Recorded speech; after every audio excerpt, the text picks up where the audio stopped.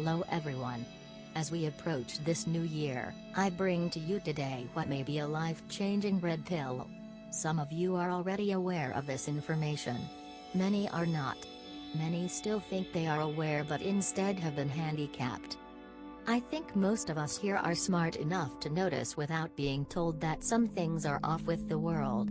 Speaking for myself, I realized as much as a child, seeing that the news does not foster any high level of discussion or information, and instead, works actively to solicit your baser emotions. The same can be said for marketing. I remember thinking to myself as a kid, why would they do it that way? I could make better rules.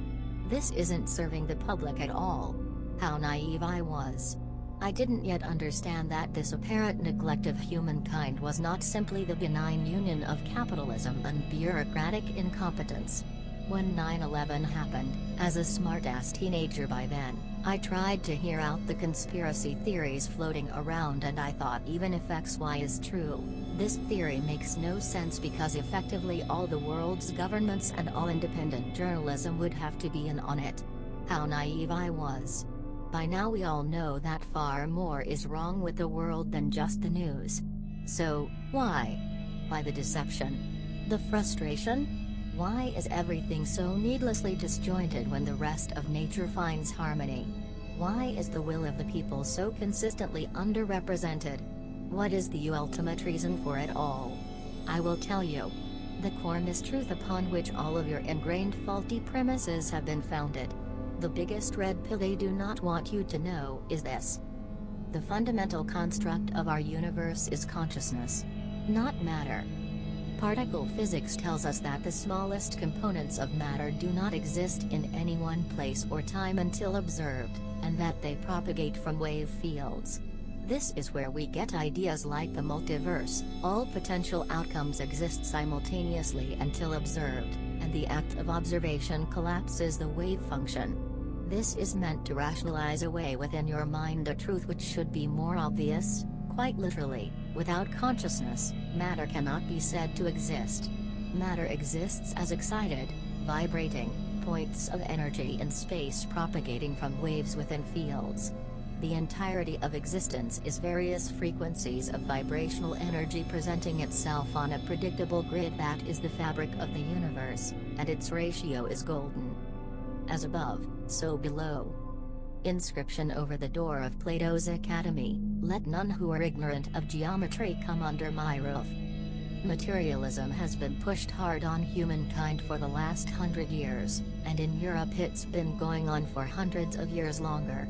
They want to separate you from your very sense of spirit, to keep you confused and frustrated and in lower states of consciousness, not asking the real questions, and instead convinced that you are just a biological machine going about your day, going to work, with no greater purpose. It is a lie. It is a lie that has you believing you are only the sum total of mechanical processes which happened by coincidence. Consciousness does not originate and terminate within your skull. You are a being comprised of body, mind, and spirit. That spirit is your portion of the Great Spirit, God, Jaya, the conscious energy which pervades our existence, and of which we are all part. I have come to believe that the purpose of life is to grow this consciousness, and that growth comes not with knowledge but with learning. I will give you another high-level red pill. You are lied to about a great deal more history than you realize. Modern humans have been around approximately 150,000 years. That's modern as in evolved and equally intelligent as we are. You think in 150,000 years only the last 2,000 or maybe 9,000 of it has been interesting? Ours is not the first technologically advanced global civilization on this planet. The Earth is subject to recurring cataclysm. Ancient people knew this, and built great works to stand the testament of time. The Great Pyramids are time capsules telling you when they were built, 30 to 40,000 years ago. They directly mirror the stars in the sky, and even the Milky Way with their position to the Nile, if you rewind the precessional movement of the Earth to that age. Earth's rotation gives us the day, the orbit gives us the year, the precessional movement gives us the great year. You must endeavor to study the great year as it is understood by degrees of movement, and the numbers of those degrees, and where these numbers recur in geometry. To understand geometry is to be closer to God. The pyramids were built so that after the earth was destroyed in cataclysm, man in his infancy could stumble upon them, and know that others were there before him, and that he is capable of great things. Not so you could eat Doritos and let others tell you what to think. Those that dictate your knowledge today are those that kept knowledge for themselves from one cataclysm to the next, and they guard the secret knowledge to exert their will over mankind. In no uncertain words, the earth is ruled by Satanists. Satanism is pursuit of the material, it is selfishness, it is directing your energy towards your ego instead of understanding that you are part of a whole. There is nothing to fear. They hold no power over you. The red pill is not yet over.